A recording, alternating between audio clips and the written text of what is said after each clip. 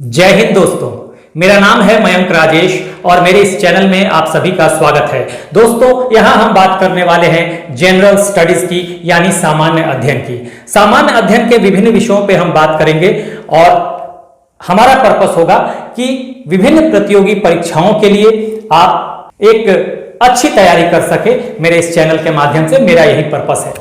तो इसी क्रम में आज पहली शुरुआत जो है वो मैं कर रहा हूं भारत के आधुनिक इतिहास से, यानी कि मॉडर्न इंडियन हिस्ट्री से। यह पहली शुरुआत है। उसका कारण भी यही है कि लगभग सभी प्रतियोगी परीक्षाओं में, चाहे आप यूपीएससी ले लें या पीसीएस ले लें या एसएससी ले लें या अन्य प्रतियोगी परीक्षा ले लें, वहां पर मॉडर्न इंडियन हिस्ट्री से ज्यादा प्रश्न होते हैं। बहुत महत्वपूर्ण हिस्सा है प्रतियोगी परीक्षाओं के लिहाज से, इसलिए पहली शुरुआत है हमारी यहां पर। और अन्य विषयों पे भी हम बात करेंगे। तो देखिए, अगर मॉडर्न हिस्ट्री की शुरुआत हमें करनी है तो वो कहां से शुरुआत इसकी होगी? हाँ, भारत के आधुनिक इतिहास की अगर शुरुआत करनी है तो उसकी शुरुआत हम कहां से करेंगे? तो शुरुआत आप समझिए कि शुरुआत यूरोपीय कंपनियों के आगमन से होगा। ठीक है, यूरोपीय कंपनी समुद्री रास्तों से भारत और पूर्वी देशों की तरफ आएंगे। ठीक है, और यहीं से आधुनिक भारत की शुरुआत हो जाएगी, आधुनिक भारत के इतिहास की शुरुआत हो जाएगी। अब देखिए, थोड़ा सा पैटर्न भी देख लीजिए, हम बहुत डिटेल में समझने वाले हैं इस मैप के सहारे। ठीक है, कि आखिर जो यूरोपीय देश हैं, ये देखिए यूरोप है यहां पर पूरा, ये आखिर यूरोपीय देश क्यों भारत में आए, समुद्री मार्गों की तलाश उन्होंने क्यों की भारत पहुंचने के लिए और अन्य पूर्वी देशों तक पहुंचने के लिए, ये हम अभी देखेंगे। इसके पृष्ठभूमि को समझेंगे, बैकग्राउंड को समझेंगे। लेकिन सबसे पहले देखिए जो पैटर्न होता है, कुछ पैटर्न मैं बता दूं एग्जाम का। अब जैसे देखिए कि अगर देखें तो पुर्तगाली सबसे पहले यूरोपियन देशों में, ये देखिए पुर्तगाल है, ये पुर्तगाल है। तो यूरोपियन देशों में पुर्तगाली जो है वो सबसे पहले भारत आए थे समुद्री मार्ग से होते हुए। ठीक है, वास्को डी गामा आया था और यहां पहुंचा था। पुर्तगाल सबसे पहला यूरोपीय देश है जो भारत पहुंचा था समुद्री मार्ग से। उसके बाद पहुंचे थे डच। यहां पे डच हैं, नीदरलैंड के निवासियों को डच कहा जाता है, तो डच पहुंचे थे। उसके बाद ब्रिटिश आए थे, देखिए यहां पे ब्रिटेन है। ठीक है, ब्रिटिश आए थे और अंत में आए थे फ्रेंच, यानी फ्रांस वाले लोग आए थे यहां पर। देखिए, तो इस तरह से आप देखेंगे कि जो सवाल बनता है, यही से शुरुआती दौर में सवाल बनता है और पूछ लिया जाता है कि किस क्रम में यूरोपीय देश समुद्री मार्गों से भारत आए। तो देखिए सवाल यही से बन जाएगा, इस क्रम में आए थे। पी स्टैंड्स फॉर पोर्टुगीज यानी पुर्तगाली, डी स्टैंड्स फॉर डच, यानी ये डच कौन कहे जाते हैं? नीदरलैंड के निवासी। उसके बाद इंग्लिश यानी कि ब्रिटिशर्स, और सबसे अंत में फ्रेंच, ये आए थे। तो ये क्रम है, आपको याद रखना चाहिए। कई बार क्रम पूछ देता है एग्जाम में और आपको इस क्रम से जवाब देना होता है। ठीक है, यहीं से सवाल बन जाएगा कि पहला देश कौन था या तीसरा देश कौन था, या भारत आने के क्रम को आप सजाएं ऑर्डर में। ठीक है, ये जंबल वे में ऑर्डर दे देगा और एक ऑप्शन में क्रम दे देगा, सही क्रम, ये क्रम, तो आपको उसमें से आंसर देना होगा। एक तो ये बात होगी। दूसरी बात होगी कि जब ये यूरोपीय देश भारत आएंगे समुद्री मार्गों से, तो भारत आएंगे व्यापार के लिहाज से, और ये भारत और पूर्वी देशों से व्यापार के लिए कंपनियों का गठन करेंगे। ठीक है, तो सर्वप्रथम जो जिन कंपनियों का गठन करेंगे वो पहले कंपनी का गठन करेंगे व्यापार करने के लिए। तो जब कंपनी का गठन होगा तो गठन से भी सवाल पूछ लिया जाता है। ठीक है, कि किस क्रम में कंपनियों का गठन हुआ। तो देखिए, पुर्तगालियों ने सबसे पहले कंपनी का गठन किया, उसके बाद ब्रिटिशर्स यानी इंग्लिश ने किया, उसके बाद डचों ने किया, नीदरलैंड वालों ने, और अंत में फ्रांस ने किया। ठीक है, तो देखिए ये दोनों क्रम, आने का क्रम ये है और कंपनियों के गठन का क्रम ये है। यहां से सवाल पूछ दिया जाता है, तो ये पैटर्न हो जाता है एग्जाम का, आपको ध्यान रखना चाहिए, मोस्ट इंपॉर्टेंट। अब देखिए यहां पर जो समय है, सबसे पहले पुर्तगाली भारत आते हैं 1498 में, उसके बाद डच आते हैं 1595-96 में, उसके बाद ब्रिटिशर्स यानी इंग्लिश आते हैं 1600 एडी में, यानी ईस्वी में, सब ईस्वी है, और अंत में फ्रेंच आते हैं 1664 में। हालांकि और भी यूरोपीय देश है, जैसे डेनमार्क वाले भी आए। ठीक है, लेकिन वो इतने महत्वपूर्ण नहीं है भारत के लिहाज से। ठीक है, तो ये आपको ध्यान रखना है। और कंपनियों के गठन का क्रम 1498 में पुर्तगालियों ने, अपनी कंपनी का गठन किया 1600 ईस्वी में, ब्रिटिशर्स यानी इंग्लिश ने किया। हाँ, 1602 में डचों ने किया और फ्रांस ने 1664 में किया। तो इससे आपको सवाल बनता है, इसका क्रम भी पूछ लिया जाता है, इसका क्रम भी पूछ लिया जाता है। तो ये क्रम अगर आपको याद है तो यहां से आप सवाल का जवाब दे देंगे। तो एक पैटर्न ये देख लीजिए, ठीक है। फैक्ट्स पे सवाल है और कॉन्सेप्ट पे भी सवाल आता है।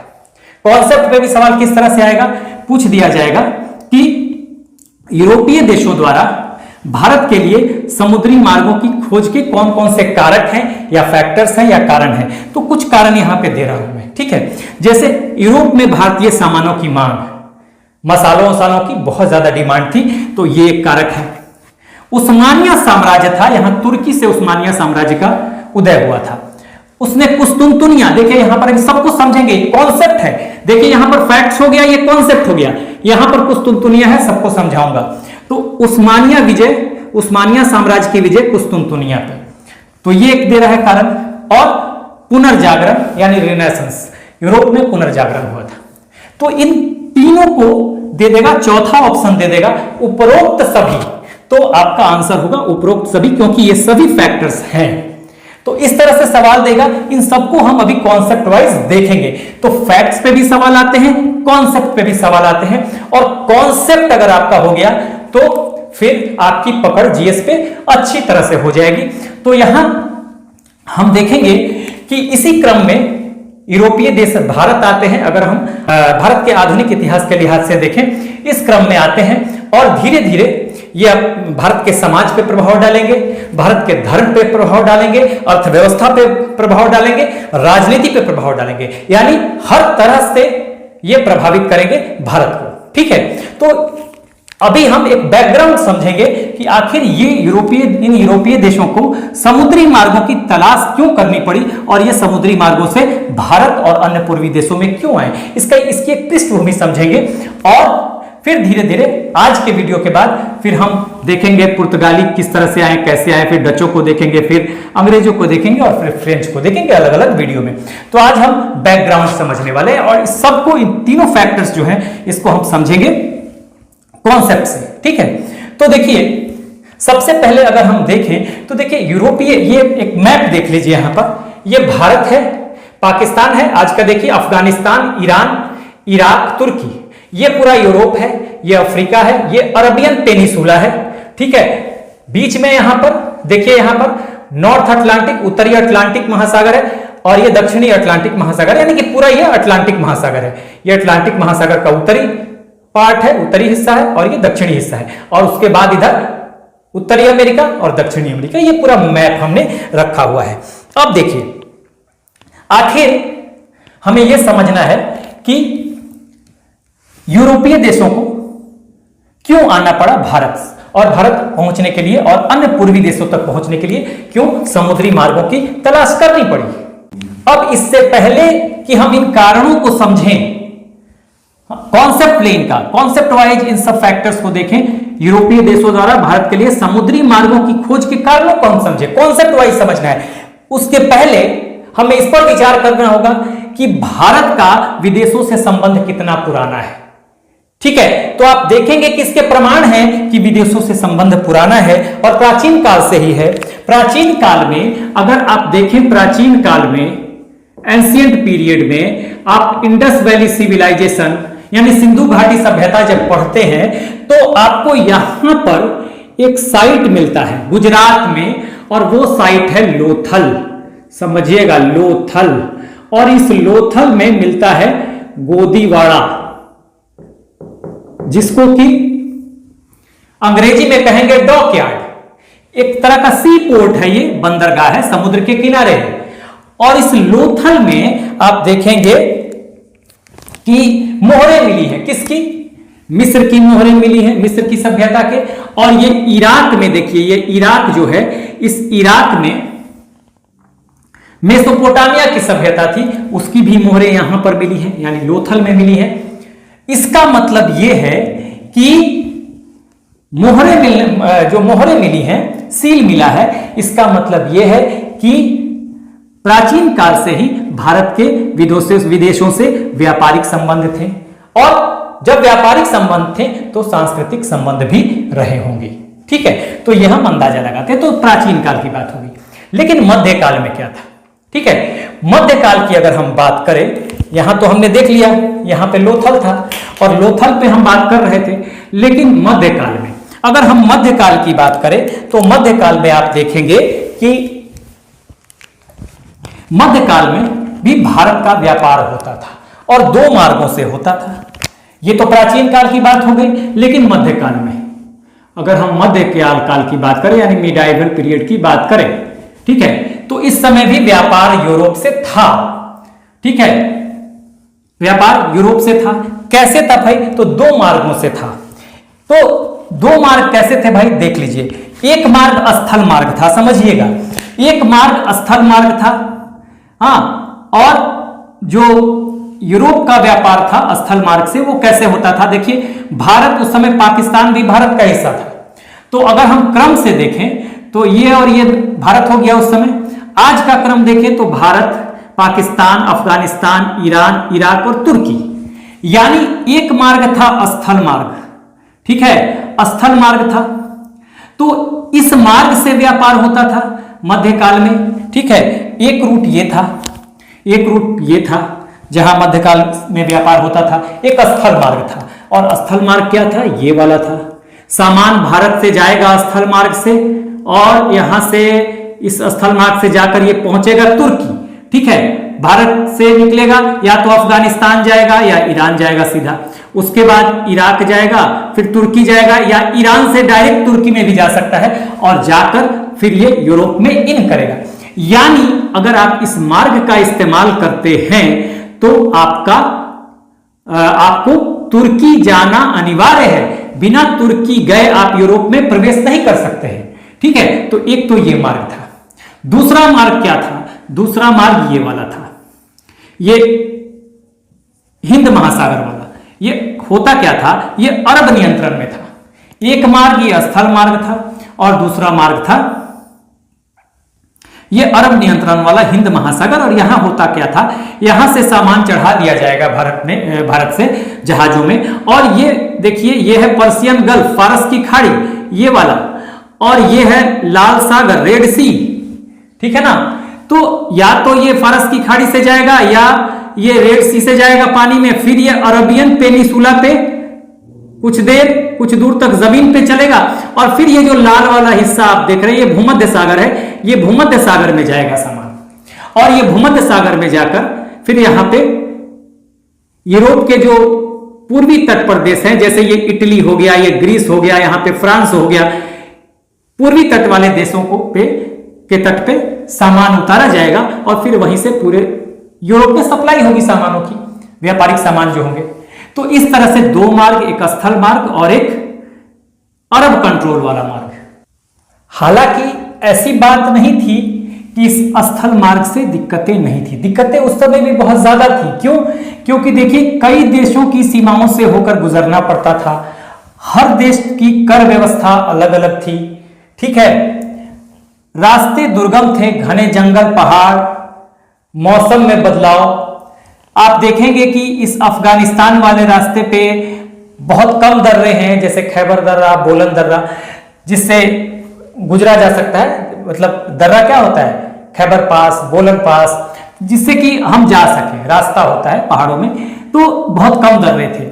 तो अब देखें कि ये दुर्गम रास्ते थे और अलग अलग व्यवस्थाएं भी होंगी कर की। तो बिजनेस करना यहां भी आसान नहीं था स्थल मार्ग से, ये पहले रूट से, लेकिन फिर भी व्यापार हो रहा था मध्यकाल में। ठीक है, आखिर क्या वजह थी कि इधर से भी व्यापार हो रहा है पहले रूट से, भारत से लोग तुर्की पहुंच रहे हैं, तुर्की से यूरोप पहुंच रहे हैं, पहला मार्ग, और या तो दूसरे मार्ग से हिंद महासागर से में यहां पर भारत से सामान चढ़ाया जाएगा, अरब सागर है, ये हिंद महासागर का ही पार्ट है, और या तो फारस की खाड़ी या फिर लाल सागर से होते हुए कुछ दूर जमीन पे सामान को ले जाया जाएगा अरबियन प्रायद्वीप पे, अरब प्रायद्वीप पे, और फिर भूमध्य सागर में उतारकर यहां से पूर्वी देशों की सहायता से, जो यूरोप के पूर्वी तट पर देश हैं, इटली, ग्रीस, फ्रांस, यहां पे सामान उतारा जाएगा और फिर पूरे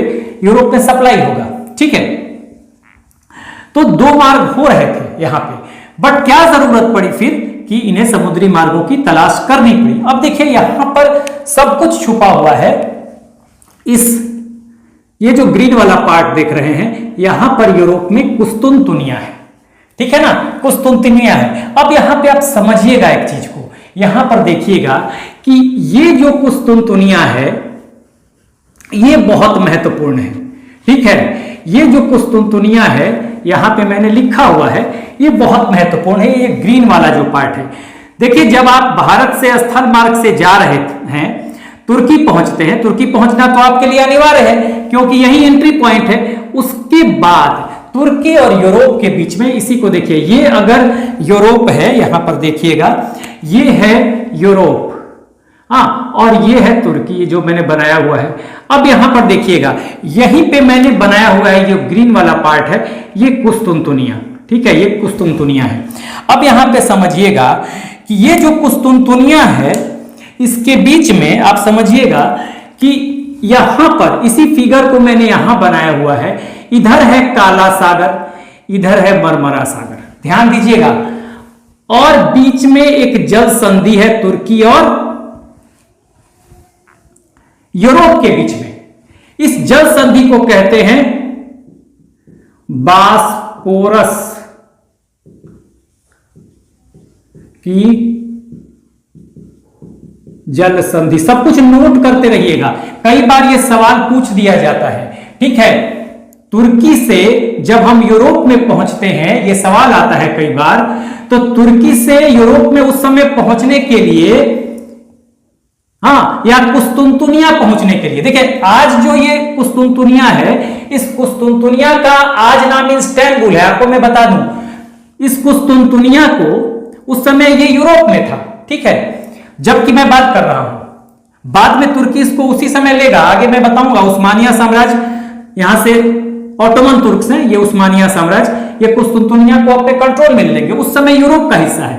तो भारत से स्थल मार्ग से जब आप तुर्की पहुंचेंगे, तुर्की पहुंचने के बाद आप इस बात, देखिए इधर काला सागर है, लिख सकते हैं काला सागर, ठीक है, इधर है मरमरा सागर, ठीक है, और बीच में यही काला सागर और मरमरा सागर को मिलाने वाली जो जल संधि है उसको कहते हैं बास्पोरस की जल संधि। नोट करते रहिएगा, हाँ, क्योंकि नोट करना आपका काम है। इस बास्पोरस की जल संधि को जब आप तुर्की से निकलेंगे, बास्पोरस की जल संधि को पार करेंगे तो कुस्तुनतुनिया पहुंचेंगे, हाँ, यानी कि आप यूरोप में पहुंच जाएंगे, ठीक है। यह मैं अभी बता रहा था कि यही कुस्तुनतुनिया है। तुर्की से आप बास्पोरस की संधि को पार करेंगे, जल संधि को, फिर आप कुस्तुनतुनिया पहुंचेंगे और यहीं से यूरोप में इन कर जाएंगे। उस समय यह कुस्तुनतुनिया यूरोप में था। इस कुस्तुनतुनिया को जो यूरोपियन है ये कहते थे कॉन्स्टेंटिनोपल, कॉन्स्टेंटिनोपल, और इसी का आज मॉडर्न नाम है इस्तांबुल। इस्तांबुल आप याद रखिएगा, इसका मॉडर्न नाम है कुस्तुनतुनिया का इस्तांबुल। एक तो अंग्रेजी में इसको यूरोपियन कहते थे कॉन्स्टेंटिनोपल, कॉन्स्टेंटिनोपल,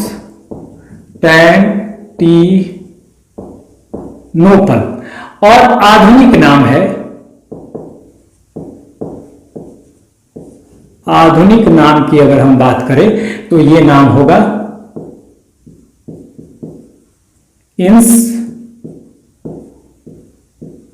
इस्तांबुल, ठीक है, इस्तांबुल, ये मरमरा सागर है, इस्तांबुल। और आज ये इस्तांबुल जो है ये तुर्की के कंट्रोल में है आज आधुनिक समय में।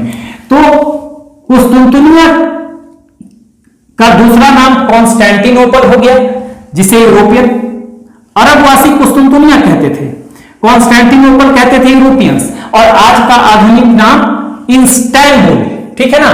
साफ नहीं हो तो यहां पे मैं लिख देता हूं इस्तांबुल, देखिए इस्तांबुल,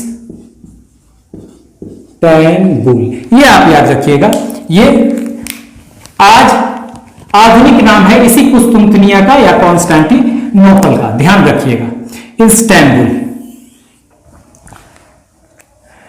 कई बार ये सवाल पूछ दिया जाता है कि तुर्की की मध्यकाल में जब तुर्की से हम कुस्तुनतुनिया पहुंचते थे तो बीच में किस जल संधि को पार करते थे? तो बास्पोरस की जल संधि को ध्यान रखिएगा, ये कुस्तुनतुनिया है।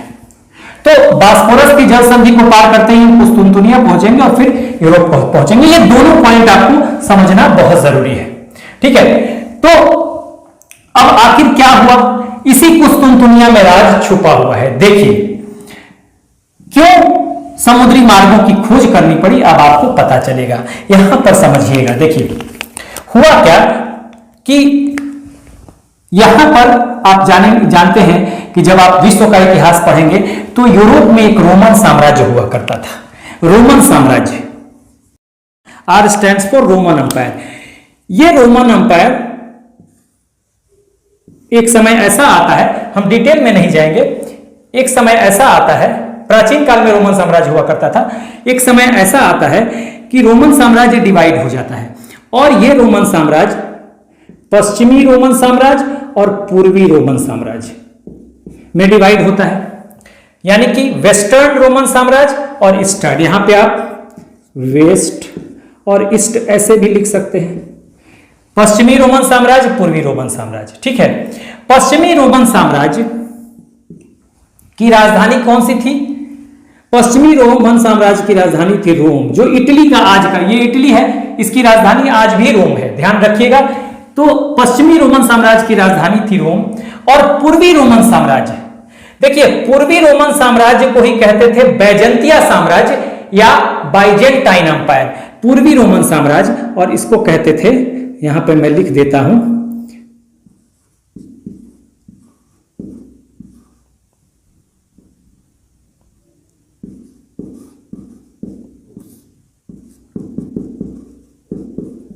बैजेंतिया साम्राज्य।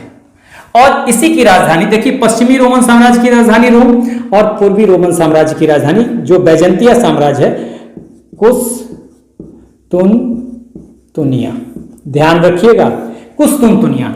इसी का आधुनिक नाम, इस कुस्तुनतुनिया का आज आधुनिक नाम इस्तांबुल है। उस समय यूरोप में था, आज ये तुर्की के कंट्रोल में है। आधुनिक नाम इस्तांबुल, कुस्तुनतुनिया का दूसरा नाम उस समय कॉन्स्टेंटिनोपल, ध्यान रखिएगा।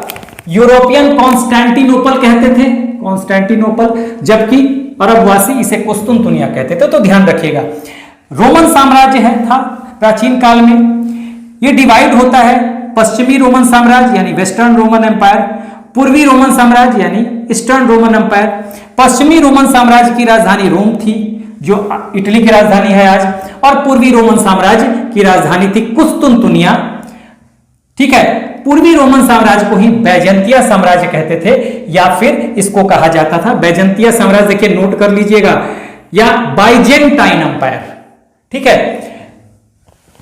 बाइजेंटाइन अंपायर की राजधानी कुस्तुनतुनिया, यानी पूर्वी रोमन साम्राज्य की राजधानी कुस्तुनतुनिया, या कहें आप कॉन्स्टेंटिनोपल, या आज का आधुनिक नेम इस्तांबुल, ठीक है।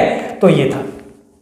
तो हुआ क्या कि देखिए पश्चिमी, ये तीसरी शताब्दी में डिवाइड हुआ था, at the end of the 4th century, ठीक है, 3rd 4th सेंचुरी में। आप जब विश्व का इतिहास पढ़ेंगे तो वहां पर देखेंगे जर्मन आक्रमणकारियों की वजह से पश्चिमी रोमन साम्राज्य खत्म हो जाएगा, लेकिन इसका अस्तित्व 1453 तक बना रहेगा, ठीक है। और 1453 में एक घटना होगी, 1453 में एक घटना होगी, यहां पे मैं लिख रहा हूं, ये साउथ अटलांटिक को मैं मिटा रहा हूं।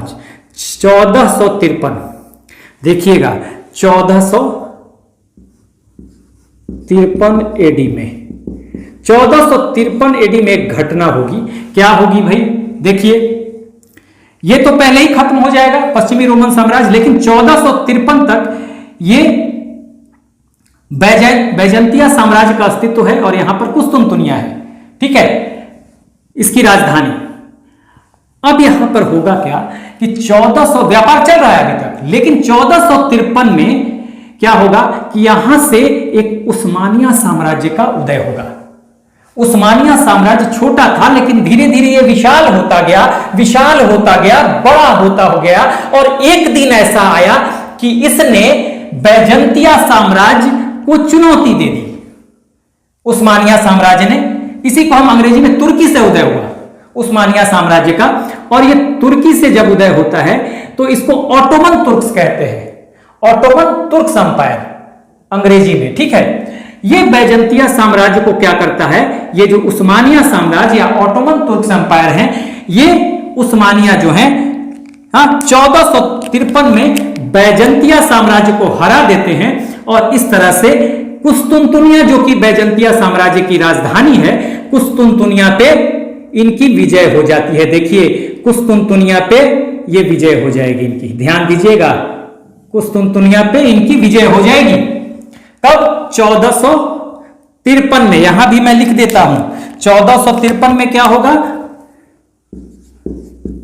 उस्मानिया साम्राज्य ने कुस्तुनतुनिया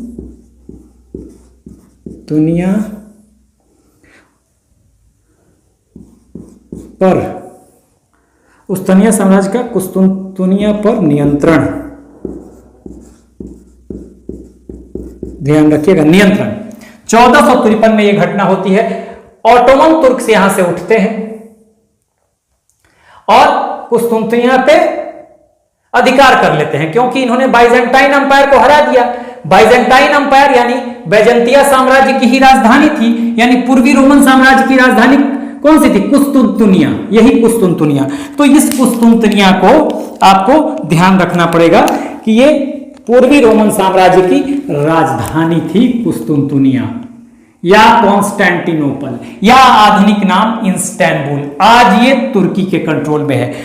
अब जब देखिए यहां पे उस्मानिया साम्राज्य ने कुस्तुनतुनिया पे अधिकार कर लिया, ठीक है, उस्मानिया साम्राज्य ने कुस्तुनतुनिया पे अधिकार कर लिया, तो क्या हुआ, ये पूरा तुर्की के कंट्रोल में आ गया कुस्तुनतुनिया।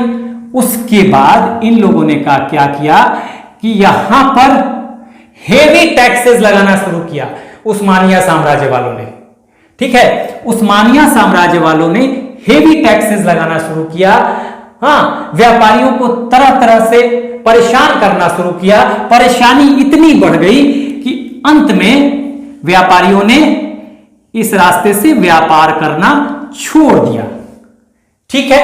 जब इस रास्ते से व्यापार करना छोड़ दिया तो फिर क्या होगा, दूसरा रास्ता ये अरब नियंत्रण वाला रास्ता था, अरब सागर, या आप हिंद महासागर भी इसको कह सकते हैं, क्योंकि अरब सागर जो है हिंद महासागर का ही हिस्सा है।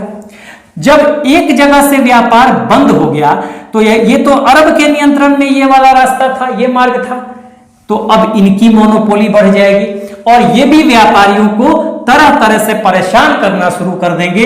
इतना परेशान कर देंगे, इतना हेवी टैक्सेस लगाएंगे, मनमानी करेंगे कि व्यापारियों को ये रूट भी छोड़ने के लिए मजबूर होना पड़ेगा। तो ये दोनों रूट अब बंद हो गए और इस तरह से भारत और यूरोप का संबंध एक समय ऐसा आया कि बिल्कुल ही बंद हो गया। यानी संबंध बंद होना की मतलब व्यापार बंद होना। अब जब व्यापार बंद हो गया और भारत का व्यापार इनके लिए बहुत मुनाफा वाला था और बहुत ज्यादा डिमांड थी किसकी, भारतीय मसालों की, तो अब जब कोई रास्ता बंद हो गया तो क्या हम बैठ जाएंगे कि दूसरे रास्ते की तलाश करेंगे? तो यही वजह थी कि जब ये दोनों रास्ते बंद हो जाते हैं, ये स्थल मार्ग जो भारत से तुर्की तक जाता था और तुर्की से फिर लोग यूरोप में प्रवेश करते थे, ये रास्ता बंद हो जाता है।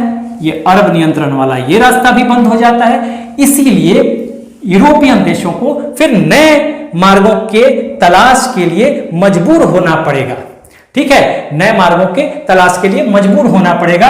और इसी क्रम में ये समुद्र से रास्तों की तलाश शुरू करेंगे, समुद्र के माध्यम से, क्योंकि अटलांटिक महासागर है और ये कोशिश करेंगे कि इसी रास्ते से ये कोशिश करें कि समुद्री रास्ते से ये भारत को ढूंढे निकाले, भारत तक और अन्य पूर्वी देशों तक। जैसे इधर इंडोनेशिया भी है, आप देखेंगे कि डच आएंगे तो वो इंडोनेशिया पहुंचेंगे पहले, भारत बाद में भारत में आएंगे। तो इनको मार्गों की खोज की जरूरत पड़ गई कि किसी तरह से भारत और पूर्वी देशों तक पहुंचे ताकि इनका व्यापार फिर चल सके। और इसीलिए इन्होंने समुद्री रास्तों की तलाश शुरू की और इस क्रम में सबसे आगे जो रहे वो एक, ये देखिए यहां पे स्पेन है और ये पुर्तगाल है जो ब्लैक वाला हिस्सा है। इन लोगों ने शुरू की भारत और अन्य पूर्वी देशों तक पहुंचने के लिए समुद्री रास्तों की तलाश। इसी क्रम में सबसे पहले स्पेन का निवासी कोलंबस, देखिए स्पेन और पुर्तगाल जो थे ये खर्च करते थे, धन लगाते थे, कोशिश करते थे, क्योंकि जानते थे कि भाई ये इनके लिए बहुत मुनाफा वाला, भारत और पूर्वी देशों से इनका जो व्यापार है बहुत मुनाफा वाला भी है और जरूरत भी है इनको। तो इस वजह से, जरूरत है तो नेचुरली मुनाफा वाला होगा, तो इस वजह से ये अपने नाविकों को, मैरिनर्स को प्रोत्साहित करते थे कि आप जाएं और भारत और अन्य पूर्वी देशों तक पहुंचने के लिए नए नए समुद्री मार्गों की तलाश करें। इस क्रम में स्पेन से कोलंबस निकलता है, कोलंबस को भेजा जाता है, यह स्पेन से निकलता है भारत की खोज में, ठीक है। लेकिन आप समझिए कि अटलांटिक महासागर है, कोई आइडिया नहीं है इसको, भयानक अंधकार है, तूफान, समुद्री तूफान है, रास्ता आसान तो है नहीं समुद्र का, ये रास्ता भटक जाएगा और रास्ता भटक के ये पहुंच जाएगा कोलंबस अमेरिका, और इस तरह से ये अमेरिका की खोज कर देगा। कौन? कोलंबस। आगे हम देखेंगे डिटेल में जब पढ़ेंगे, उसके बाद कोलंबस अमेरिका की खोज कर देगा। यहां पर मैं लिख देता हूं कोलंबस, कोलंबस जो है ये अमेरिका की खोज कर देगा, कोलंबस, ठीक है। उसके बाद देखिए पुर्तगाल भी इस मामले में, मैंने कहा कि इस क्रम में समुद्री मार्गों की तलाश के क्रम में स्पेन और पुर्तगाल बहुत आगे थे। अब यहां पे देखिए पुर्तगाल है, पुर्तगाल है, इसको हम डिटेल में पढ़ेंगे। सबसे पहले पुर्तगाली आते हैं, मैंने बताया था कि भारत में सबसे पहले समुद्री मार्ग से पुर्तगाली आएंगे। तो यहां पर देखिए अब पुर्तगाली क्या करेंगे, ये भी अपने नाविकों को प्रोत्साहित करते हैं, मैरिनर्स को प्रोत्साहित करते हैं कि आप समुद्री मार्गों की तलाश कीजिए, भारत तक पहुंचिए ताकि व्यापार फिर से शुरू हो सके। और इस क्रम में आप देखेंगे, आगे मैं डिटेल पढ़ाऊंगा, प्रिंस हेनरी जो पुर्तगाल का शासक है, इसको द नेविगेटर के नाम से भी जानते थे। तो उसने क्या किया, वो अपने नाविकों को भेजता था कि आप जाइए और ये जो अफ्रीका है, अफ्रीका के पश्चिमी तट पर मार्गों की तलाश कीजिए। तो इसमें होता क्या था कि जब ये मार्गों की तलाश करते थे तो अलग अलग लोगों को, मैरिनर्स को भेजता था। तो कोई कहीं पहुंच रहा है, कोई यहां तक पहुंच रहा है, देखिए कोई कुछ दूरी तक पहुंचेगा यहां से पुर्तगाल से निकलकर, कोई कुछ दूरी तक पहुंचेगा, कोई कुछ दूरी तक पहुंचेगा। तो यही स्थिति थी। तो यह अपने मैरिनर्स को लगातार भेज रहा है और इस पश्चिमी तट का, अफ्रीका के पश्चिमी तट का रिसर्च करवा रहा है, मार्गों को ढूंढने की कोशिश करवा रहा है कि कोशिश कीजिए, प्रयास कीजिए, मार्ग ढूंढिए, ठीक है। और इसी कोशिश से वो क्या करता है कि अलग अलग मैरिनर्स को भेजता है और इस रिसर्च वर्क से शोध करते हैं मार्गों की खोज में।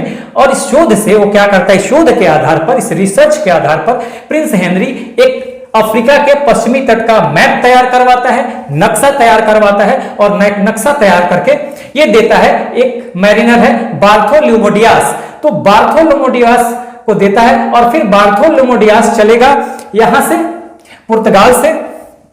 पुर्तगाल से चलेगा और बार्थोलोमोडियास यहां पहुंच जाएगा। यहां पर आप जानते हैं कि केप ऑफ गुड होप है। आज मैं डिटेल नहीं दिखा रहा हूं पुर्तगालियों के बारे में, क्योंकि पुर्तगालियों के आगमन को हम अगले वीडियो में डिटेल पढ़ेंगे, इन सबको डिटेल पढ़ेंगे। तो बस एक जान लीजिए। तो यहां पर वो क्या करेगा कि बार्थोलोमोडियास यहां तक पहुंचेगा, केप ऑफ गुड होप तक। देखिए उस समय केप ऑफ गुड होप इसका नाम नहीं था, ठीक है, उस समय केप ऑफ गुड होप इसका नाम नहीं था। यहां पर जब बार्थोलोमोडियास पहुंचेगा, ये बार्थोलोमोडियास, तो यहां पर बहुत भयानक कोहरा, अंधकार, तूफान, समुद्री तूफान चलते रहता है यहां पर। तो रास्ता इसको समझ में नहीं आता, यहां तक पहुंच तो गया, तो इसलिए इसने, क्योंकि इतना ज्यादा वहां पर मौसम का और समुद्री तूफान का असर है कि वो इसका नाम रख देता है इस पॉइंट का Cape of Storm. Cape of Storm, Cape क्या होता है, एक ऐसी जगह जहां जहाजों को टिकाया जा सके, ठीक है, तो इसको कहता है केप ऑफ स्टॉर्म, ठीक है, यहीं तक पहुंच पाता है। इसी केप ऑफ स्टॉर्म का बाद में नाम पड़ेगा केप ऑफ गुड होप, यानी कि आशा अंतरीप, क्योंकि यहां से यहां तक जब बार्थोलोमू डियास पहुंचता है तो एक उम्मीद की किरण नजर आती है कि आगे का रास्ता ढूंढा जा सकता है। तो ये केप ऑफ गुड होप है। अब बार्थोलोमू डियास के बाद अगला जो मैरिनर या नाविक आएगा, ये आएगा वास्को डी गामा। ठीक है, ये वास्को डी गामा को अब मिशन दिया जाएगा कि भाई यहां तक का मार्ग तो ढूंढ लिया गया, केप ऑफ गुड होप तक का। ठीक है, यहां पर मैंने नाम नहीं लिखा, अगले वीडियो में लिखूंगा। इसी को बार्थोलोमू डियास ने नाम दिया केप ऑफ स्टॉर्म। नोट करना होगा, नोट कर लीजिएगा, नहीं तो अगले वीडियो में लिखवाऊंगा। और इसी का बाद में नाम पड़ेगा केप ऑफ गुड होप। ठीक है, उम्मीद की किरण क्योंकि यहां से जगी, क्योंकि मार्ग को ढूंढा जा सकता है। ऐसा लगा कि एक ऐसी उम्मीद जगी कि यहां से जो पुर्तगाली हैं वो भारत तक पहुंचने का मार्ग ढूंढ लेंगे, इसलिए इसको कहा गया आशा अंतरिप, केप ऑफ गुड होप। तो इसके बाद मिशन दिया जाता है बार्थोलोमू डियास के बाद वास्को डी गामा को, और वास्को डी गामा यहां तक तो बड़ी आसानी से पहुंच जाएगा, और उसके बाद फिर केप ऑफ गुड होप तक बड़ी आसानी से पहुंच जाएगा। उसके बाद इधर का रास्ता उसे पता नहीं है कि कैसे, इसको मिशन दिया गया था कि अब आपको हिंद महासागर को पार करना है और भारत पहुंचना है, तो इसको रास्ते का पता तो है नहीं, लेकिन फिर भी इसको एक पथ प्रदर्शक मिल जाता है अब्दुल मनीक नाम का, और उसी की सहायता से ये पहले यहां पर देखिए, यहां पर है मेडागास्कर, यहां पे मेडागास्कर है, यहां पर ये मेडागास्कर है। तो ये आएगा यहां से, मेडागास्कर से निकलते हुए केनिया पहुंचेगा, और फिर केनिया से ये पहुंच जाएगा हिंद महासागर को पार करते हुए। कौन? वास्को डी गामा पहुंचेगा कालीकट, केरल वाले क्षेत्र में, मालाबार क्षेत्र में, भारत के मालाबार वाले क्षेत्र पे पहुंचेगा। ठीक है, इसको मालाबार तट कहते हैं, इसको कोरोमंडल तट कहते हैं। तो मालाबार तट पे ये पहुंचेगा कालीकट, जिसका आज का आधुनिक नाम है कोझिकोड। सब अगले वीडियो में मैं लिखवाऊंगा, आज सिर्फ बैकग्राउंड पे बात कर रहे हैं। तो वास्को डी गामा चला था, देखिए 1487 में चला था बार्थोलोमू डियास, आगे लिखवाऊंगा मैं। उसके बाद ये 1487 में ही पहुंच गया था केप ऑफ गुड होप पर। उसके बाद वास्को डी गामा जब चला तो ये 1497 में चला यहां से पुर्तगाल से, और ये भारत पहुंचता है 1498 में। निकलने का समय 1497, पहुंचने का समय 1498। ठीक है, उसके बाद वास्को डी गामा यहां पर आएगा और यहां से वो कुछ सामान को ले जाएगा। ठीक है, परमिशन और मिशन, यहां पे जमोरिन नाम का एक शासक है, वो इसका स्वागत करेगा। वो हम सारा, जब पुर्तगालियों का आगमन देखेंगे वहां पे सबको हम डिटेल में फिर से समझने वाले हैं। यहां बस एक मैं हल्की फुल्की जानकारी दे रहा हूं, अभी तो हमारा था कि इस कॉन्सेप्ट को समझ जाए। तो बार्थोलोमू ये वास्को डी गामा आएगा भारत, और फिर ये यहां से सामान उमान खरीदेगा, और सामान उमान खरीदने के बाद फिर यहां से ये पुर्तगाल ले जाएगा, और पुर्तगाल ले जाकर मसाले ले जाएगा, जड़ी बूटियां ले जाएगा। हाँ, और पुर्तगाल ले जाकर जब बेचेगा तो पूरा खर्च काटकर इसको जो मुनाफा हुआ था वो 60 गुना मुनाफा हुआ था। इसको 60 गुना मुनाफा इसको हो गया था, किसको? वास्को डी गामा को। ये 60 गुना मुनाफा इसको हुआ था, 60 गुना मुनाफा इसको हुआ था वास्को डी गामा को, जब यहां से वो सामान ले गया। ठीक है, जड़ी बूटियां, मसाले और अन्य सामान को ले गया, तो पुर्तगाल पहुंचा, और फिर वहां जब उसने उसे बेचा तो सारा खर्च वर्च काट के इसको 60 गुना मुनाफा होगा, और इससे पूरे यूरोप में तहलका मच जाएगा। उसके बाद फिर अनेक अभियान शुरू होंगे यूरोपियन कंट्रीज की तरफ से भारत और पूर्वी देशों तक पहुंचने के लिए। ठीक है, तो उसके बाद आप देखेंगे वास्को डी गामा के बाद एक और मैरिनर आता है, पेड्रो अल्वारेज। ठीक है, और उसके बाद फिर ये 1500 में आएगा वास्को डी गामा, फिर आएगा 1502 में। ठीक है, फिर ये आगे भी आएगा, उसके बाद भी आएगा, 3 बार आएगा ये। तीसरी बार में भारत नहीं, कोचीन में इसकी डेथ हो जाएगी। सारा हम डिटेल पुर्तगालियों के आगमन में पढ़ेंगे। तो देखिए, प्रिंस हेनरी से कहानी शुरू होगी, Bartholomew Dias Cape of Good Hope तक पहुंचेगा, फिर वास्को डी गामा सफल हो जाएगा कालीकट पहुंचने में। ठीक है, भारत पहुंचने में। तो इस तरह से वास्को डी गामा वो प्रथम यूरोपीय या प्रथम पुर्तगाली बनेगा जो समुद्री मार्गों से भारत पहुंचेगा या भारत पहुंचने के लिए जो समुद्री मार्गों की खोज कर लेगा। तो यहां से यह सवाल बनेगा कि वो प्रथम यूरोपीय या वो प्रथम पुर्तगाली कौन था जिसने समुद्री मार्ग से भारत को ढूंढा। तो आपका आंसर होगा वास्को डी गामा। इसी ने भारत को ढूंढा समुद्री मार्ग से। भारत को नहीं ढूंढा, ध्यान रखिए, भारत तो ऑलरेडी है यहां पर, भारत तक पहुंचने के लिए समुद्री मार्ग को ढूंढा। तो देखिए, वास्को डी गामा के बाद फिर पेड्रो अल्वारेज आएगा और उसके बाद कंपनी बनाई जाएगी भारत से व्यापार करने के लिए। जब 60 गुना मुनाफा होगा तो अन्य यूरोपीय देश भी अपना अभियान चलाएंगे भारत तक पहुंचने के लिए। और उसके बाद देखेंगे कि पुर्तगाली जो होंगे वो कंपनी बनाएंगे। पहली बार पोर्टुगीज ईस्ट इंडिया कंपनी बनाई जाएगी, एस्टाडो द इंडिया, ठीक है, भारत से व्यापार करने के लिए। और उसके बाद भारत में पुर्तगाली गवर्नरों या वायसरायों का दौर शुरू होगा। वो भारत आएंगे और उनकी अलग अलग पॉलिसी होगी, हाँ, सबकी। जैसे पहले फ्रांसिस्को दी अल्मीड़ा आएगा, फिर अल्बुकर्क आएगा, हाँ, उसके बाद नीनो डी कुन्हा आएगा। तो सबकी अलग अलग पॉलिसी होगी। तो पुर्तगालियों के आगमन में हम फिर से इन सारी चीजों को देखेंगे कि क्या हुआ और किस तरह से पुर्तगालियों ने पूरे हिंद महासागर को अपने नियंत्रण में ले लिया और इस तरह से उन्होंने भारत से जबरदस्त व्यापारिक संबंध स्थापित कर लिए। भारत के व्यापार पर एक समय ऐसा आएगा कि पुर्तगाली पूरी तरह से नियंत्रण कर लेंगे। और पुर्तगालियों के बाद फिर आप देखेंगे इनका, पुर्तगालियों का जो समुद्र पे भारतीय व्यापार पर नियंत्रण रहेगा वो करीब 95-96 सालों तक रहेगा। उसके बाद फिर डच आएंगे, हाँ, फिर अंग्रेज आएंगे यानी ब्रिटिशर्स आएंगे, जिनका सबसे ज्यादा प्रभाव रहेगा भारत की आजादी तक। तो ये 2 पॉइंट हमने समझ लिया, यूरोप में भारतीय सामानों की मांग और उस्मानिया साम्राज्य की विजय। अब देखिए पुनर्जागरण का कैसे रोल रहा यूरोपीय देशों द्वारा भारत के लिए समुद्री मार्गों की खोज में।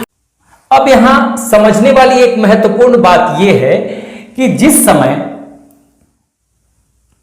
उस्मानिया साम्राज्य ने, जो कि तुर्की से शुरू हुआ था, इस उस्मानिया साम्राज्य ने कुस्तुनतुनिया को अपने नियंत्रण में लिया, इसी समय से यूरोप में आधुनिक युग की शुरुआत हो जाती है। और यह आधुनिक युग पुनर्जागरण के नाम से जाना जाता है यूरोप में। अब ये यहां पर आधुनिक युग की शुरुआत यूरोप में पुनर्जागरण के रूप में कैसे होती है, इसे हम समझने की कोशिश करेंगे। देखिए यहां पर कुस्तुनतुनिया है, ठीक है, और ये एक धार्मिक केंद्र भी था कुस्तुनतुनिया, ठीक है, ये एक धार्मिक केंद्र भी था। और यहां पर जब उस्मानिया साम्राज्य ने इसको अपने नियंत्रण में ले लिया, ठीक है, तो यहां पर इन्होंने इनके धार्मिक केंद्र तोड़ दिए। उस्मानिया साम्राज्य ने, ऑटोमन तुर्क्स ने इनके धर्म गुरुओं को बहुत सताया और इससे क्या हुआ कि यहां से लोग भागे यूरोप की तरफ, हाँ, कुस्तुनतुनिया से। अब तो तुर्की के कंट्रोल में आ गया कुस्तुनतुनिया। अब लोग यहां से निकलकर अपने किताबों को, अपने ज्ञान की बातों को लेकर ये यूरोप की तरफ भागे। मैं आपको एक चीज बताऊं कि 3 दौर देखा गया यूरोप में। वो पहला दौर था प्राचीन काल का, जिसे उन्नति का काल माना जाता था, ठीक है। एक तो देखिए यूरोप का जो दौर था, पहले मानव केंद्रित था और इस समय तर्क को इंपॉर्टेंस दिया जाता था। लॉजिक, तर्क, सब कुछ तर्क पर आधारित था। प्राचीन काल की बात है। लेकिन जब मध्यकाल में यूरोप पहुंचता है, ठीक है, मध्यकाल में यूरोप पहुंचता है, तो उस समय उसे वो अंधकार युग कहा जाता है, अंधकार युग, ठीक है, क्योंकि अब तर्क शक्ति खत्म हो गया। क्यों? क्योंकि देखिए हुआ क्या कि ये धार्मिक केंद्र है और यूरोप में उस समय क्या हो रहा था कि मध्यकाल में, कि इसको अंधकार युग क्यों कहा जाता है? क्योंकि ये धार्मिक केंद्र है और कहा जाता है कि सत्ता ईश्वर की ही है। ईश्वर जो चाहता है वही होता है, इंसान के चाहने से कुछ नहीं होता। पहले जहां मानव या समाज जो था वो तर्क शक्ति, वैज्ञानिक सोच, बुद्धिमत्ता पर विश्वास करता था प्राचीन काल में, ठीक है, तो उसको उन्नति का काल माना गया। लेकिन मध्यकाल आते आते जब कहा गया कि ईश्वर की ही सत्ता है, ईश्वर ही सब कुछ करता है, हाँ, उस समय का दौर मध्यकालीन अंधकार युग इसलिए हो गया क्योंकि लोग सोचना समझना बंद कर दिए, तर्क शक्ति खत्म हो गई, वैज्ञानिक सोच बंद हो गया, ठीक है, बुद्धिमत्ता बंद हो गई। कहा गया एक तरह से लोग सो गए, लोगों की बुद्धि जो है वो सो गई, और इस तरह से इस मध्यकाल के युग को कहा गया अंधकार युग। लेकिन जब आधुनिक युग आएगा, इसी को कहा जाएगा, जो आधुनिक युग है यूरोप का, उसको कहा जाएगा पुनर्जागरण। पुनर्जागरण, ठीक है, पुनर्जागरण का दौर कहा जाएगा, यानी कि रेनेसेंस। सोए हुए लोग फिर उठ गए, फिर से उनमें सोच विचार की शक्ति बढ़ी। अब देखिए, जो समझिएगा, जो यूरोप का आधुनिक काल है वही भारत का मध्यकाल है, यह ध्यान रखिएगा। आगे जब हम विश्व का इतिहास पढ़ेंगे उसमें भी आप इसको पढ़ेंगे, पुनर्जागरण से ही शुरुआत होगी। अब देखिए हुआ क्या, मैं बताता हूं कि यह उन्नति का काल माना गया क्योंकि मानव केंद्रित समाज था और इसमें तर्क को महत्व दिया जाता था, बुद्धि को, दिमाग को, हाँ, सोच को, मतलब बुद्धिमत्ता को।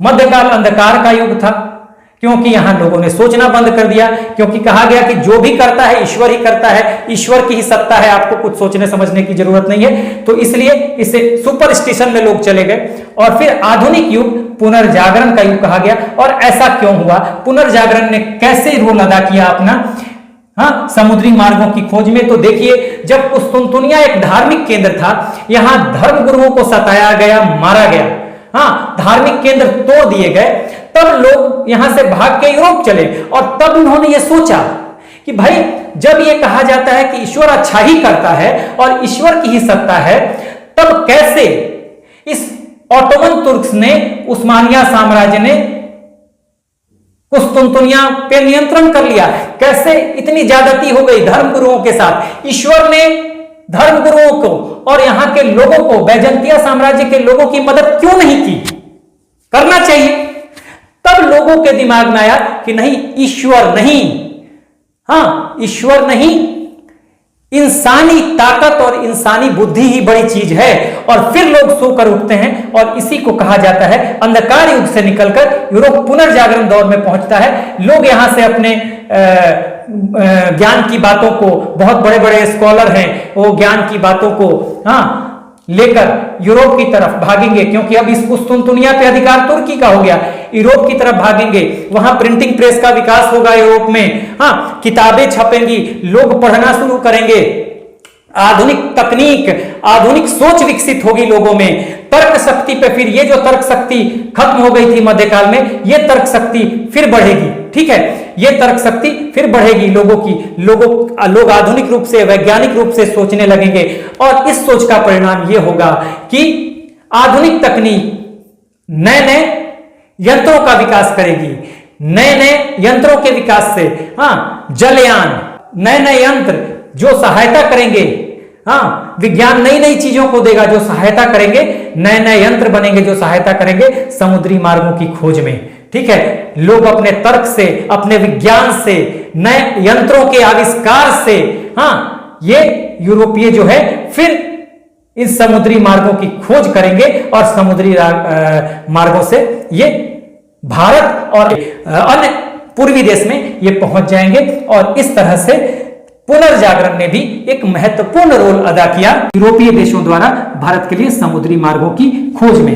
तो 3 कारण, यूरोप में भारतीय सामानों की मांग, मसालों की मैंने बता दी, उस्मानिया साम्राज्य की विजय कुस्तुनतुनिया पे, यानी कुस्तुनतुनिया क्या थी, बैजंतिया साम्राज्य या बाइजेंटाइन एम्पायर की राजधानी थी, और फिर पुनर्जागरण। तो इन 3 कारणों को आप जरूर याद रखिएगा। इसी में एक और ऑप्शन दे देगा एग्जामिनेशन में, उपरोक्त सभी, तो आपका आंसर उपरोक्त सभी होगा, क्योंकि तीनों फैक्टर जो हैं ये इसके लिए रिस्पॉन्सिबल है। तो इस तरह से हमने जान लिया कि क्यों यूरोपीय देशों को ढूंढना पड़ा समुद्री मार्गों को भारत और अन्य पूर्वी देशों तक पहुंचने के लिए। हमने ये बता दिया कि 2 ही मार्ग थे, एक स्थल मार्ग था, ठीक है, स्थल मार्ग था, और स्थल मार्ग से मध्यकाल में लोग पहले तुर्की पहुंचते थे और तुर्की पहुंचने के बाद ये बास्पोरस की जल संधि को पार करके कुस्तुनतुनिया पहुंच जाते थे और फिर यहीं से यूरोप में सामान डिस्ट्रीब्यूट होता था। दूसरा मार्ग अरब नियंत्रण वाला, ये हिंद महासागर वाला मार्ग था। यहां से सामान भारत से निकलता था, या तो फारस की खाड़ी में जाएगा या ये लाल सागर में जाएगा, रेड सी में। हाँ, और यहां से जाके कुछ दूर ये अरबियन पेनिसुला यानी अरबियन प्रायद्वीप पे जमीन पे चलेगा, सामान को ले जाया जाएगा और फिर इसको सामानों को, व्यापारिक सामानों को भूमध्य सागर में उतार दिया जाएगा और यहां से भूमध्य सागर से ये यूरोप के पूर्वी देश जैसे इटली, ग्रीस, फ्रांस, इन सब देशों में जाएंगे और फिर वहां से पूरे यूरोप में सामानों की सप्लाई होगी। लेकिन कुस्तुनतुनिया पे उस्मानिया साम्राज्य की विजय के कारण ये मार्ग बंद हो जाता है। ऑटोमन तुर्क्स इस पे हेवी टैक्सेस लगाते हैं और मजबूरन ये मार्ग व्यापारियों को बंद करना पड़ता है। और ये जब मार्ग बंद होता है, स्थल मार्ग, तो इनकी मनमानी बढ़ जाती है। ये मार्ग जो कि अरब नियंत्रण वाला मार्ग है, इनकी भी मोनोपोली हो जाएगी और ये भी मनमानी करना शुरू कर देंगे। इसलिए ये दोनों मार्ग बंद हो जाएंगे। जब दोनों मार्ग बंद हो जाएंगे तो इनकी मजबूरी हो जाएगी कि ये समुद्री मार्ग से भारत और अन्य पूर्वी देशों तक पहुंचे, क्योंकि इनके लिए व्यापार बहुत जरूरी था। यहाँ ये मांस का सेवन करते थे। ये यूरोप का क्षेत्र जो है ठंडा प्रदेश है और भारतीय मसालों का बहुत ज्यादा वो इस्तेमाल करते थे प्रिजर्वेशन के लिए। वो मांस पे भारतीय मसालों को लगा कर रखते थे, जिससे प्राकृतिक तरीके से वो मांस को प्रिजर्व कर पाते थे। ठीक है, तो इनके जैसे काली मिर्च, दालचीनी, ठीक है, तो ये सब चीजें, अदरक, इलायची, ये सब ले जाते थे और खासकर काली मिर्च का तो बहुत ज्यादा डिमांड था। तो इसलिए इनके लिए व्यापार जरूरी था और इसलिए इन्होंने समुद्री मार्गों की खोज की। सबसे पहले स्पेन और पुर्तगाल का ये प्रयास रहता है। स्पेन से कोलंबस निकलता है, रास्ता भटकता है, पहुंच जाता है अमेरिका, तो अमेरिका की खोज कोलंबस कर देगा और बाद में पुर्तगाल की तरफ से सबसे पहले भारत पहुंचने वाला है Vasco D gamma. Prince Henry ने मैप बनवाया, बार्थोलोमो डियास को दिया, बार्थोलोमो डियास यहीं तक पहुंच पाया, केप ऑफ गुड होप तक। केप ऑफ गुड होप का बार्थोलोमो डियास ने नाम दिया था केप ऑफ स्टॉर्म, बाद में नाम पड़ा केप ऑफ गुड होप। ठीक है, उसके बाद वास्को डी गामा आता है और ये वास्को डी गामा प्रथम पुर्तगाली या प्रथम यूरोपीय बनता है जो समुद्री रास्ते से भारत तक पहुंचता है। कहां पहुंचता है? कालीकट पहुंचेगा। किस तट पे पहुंचेगा? मालाबार तट पे पहुंचेगा। ठीक है, कालीकट का आधुनिक नाम क्या है? तो कोझिकोड है। ये सब हम अगले वीडियो में देखेंगे। उसके बाद एक और मैरिनर आएगा, नाविक आएगा, पेड्रो अल्वारेज। और वास्को डी गामा तो आता है तो ये सामान यहां से जड़ी बूटियां, मसाले खरीद कर ले जाता है पुर्तगाल और वहां 60 गुना मुनाफा इसको मिलता है और पूरे यूरोप में ये तहलका मचा देता है। ठीक है, तो इसके बाद अनेकों अभियान चलाए जाएंगे यूरोपियन देशों के द्वारा भारत पहुंचने के लिए। और इस तरह से फिर पहले पुर्तगाली आएंगे, फिर उसके बाद डच आएंगे, फिर ब्रिटिशर्स आएंगे और उसके बाद फ्रेंच आएंगे। तो इस तरह से हम आगे वीडियो में, अगला वीडियो जो हमारा होगा उस पर हम सारा कुछ देखेंगे कि पुर्तगालियों का आगमन कैसे होता है और वहां हम इन सब का के बारे में डिटेल थोड़ा थोड़ा और विस्तार से अध्ययन करेंगे। ठीक है, तो यहां से जो आपको सवाल बनेगा, कि सवाल जो बनेगा एग्जामिनेशन में पूछा जा सकता है। देखिए, कॉन्सेप्ट रहेगा कि जो मध्यकाल में, ठीक है, समुद्री मार्गों को ढूंढने से पहले सवाल बन सकता है। क्या सवाल बनेगा? समुद्री मार्गों को ढूंढने से पहले यूरोपियन भारत से व्यापार में जिस मार्ग का इस्तेमाल करते थे उसमें जो स्थल मार्ग था, उस स्थल मार्ग से जब आप जाएंगे तो यूरोप पहुंचने के लिए अंतिम पड़ाव क्या होगा? तो अंतिम पड़ाव तुर्की होगा। यह आपको ध्यान में रखना है, ये आपको ध्यान रखना चाहिए। ठीक है, तो ये सब चीजें आपको ध्यान रखना है। अब यहां से कुस्तुनतुनिया को क्या कहते थे यूरोपियंस? तो कॉन्स्टेंटिनोपल। आधुनिक नाम कुस्तुनतुनिया का क्या है? तो इस्तांबुल। कहां ये आज किसके नियंत्रण में है? तो आज तुर्की के नियंत्रण में है। मध्यकाल में ये पहले यूरोप के नियंत्रण में था, लेकिन उस्मानिया साम्राज्य जब तुर्की का उस्मानिया साम्राज्य जब इस पे नियंत्रण कर लेता है तो उस समय ये तुर्की के नियंत्रण में आ जाता है। तो ये सब यहां से आप देखिएगा। पूर्वी रोमन साम्राज्य कौन सी थी? तो दे देगा बैजेंतिया साम्राज्य। 4 ऑप्शन दे देगा तो बैजेंतिया साम्राज्य। बैजेंतिया साम्राज्य की राजधानी क्या थी? या पूर्वी रोमन साम्राज्य की राजधानी क्या थी? कुस्तुनतुनिया। पश्चिमी रोमन साम्राज्य की राजधानी क्या थी? रोम। कब अंत हुआ पूर्वी रोमन साम्राज्य का? 1453 में। ये उस्मानिया साम्राज्य का जब कुस्तुनतुनिया पर नियंत्रण हो जाएगा तो पूर्वी रोमन साम्राज्य खत्म हो जाएगा। इसके पहले ही पश्चिमी रोमन साम्राज्य खत्म हो चुका था। तो यहां से आपको बहुत सारे जो सवाल बनते हैं, आने का क्रम, यूरोपीय देशों के आने के क्रम पे सवाल पूछा जा सकता है। सबसे पहले पुर्तगाली आए, उसके बाद डच आए, फिर ब्रिटिशर्स आए और अंत में फ्रेंच आए। वो भी मैंने बताया कि इन्होंने भारत और पूर्वी देशों से व्यापार करने के लिए सर्वप्रथम जो कंपनियां बनाई, उन कंपनियों का क्रम भी पूछा जा सकता है। तो सबसे पहले पोर्टुगीज ईस्ट इंडिया कंपनी बनी, उसके बाद इंग्लिश ईस्ट इंडिया कंपनी बनी, उसके बाद डच ईस्ट इंडिया कंपनी बनी और अंत में फ्रेंच ईस्ट इंडिया कंपनी बनी। तो उन सब का क्रम पूछा जा सकता है। यहां से सवाल बनेगा कि कौन कौन से कारण हैं। तो इसमें तीनों कारण, और इन तीनों कारणों से हमने पूरे इस कॉन्सेप्ट को लिया, पूरा बैकग्राउंड समझा कि आखिर क्यों यूरोपियन कंट्रीज को समुद्री मार्गों से भारत और अन्य पूर्वी देशों तक आना पड़ा और नए नए मार्गों की तलाश करनी पड़ी। ठीक है, तो इसके बाद हमारा जो नेक्स्ट वीडियो होगा वो होगा भारत में पुर्तगालियों के आगमन पर। अभी आप ले लीजिए screenshot. So, this is the end of the video. Do like, share and subscribe. Take care. Keep smiling. Jai Hind.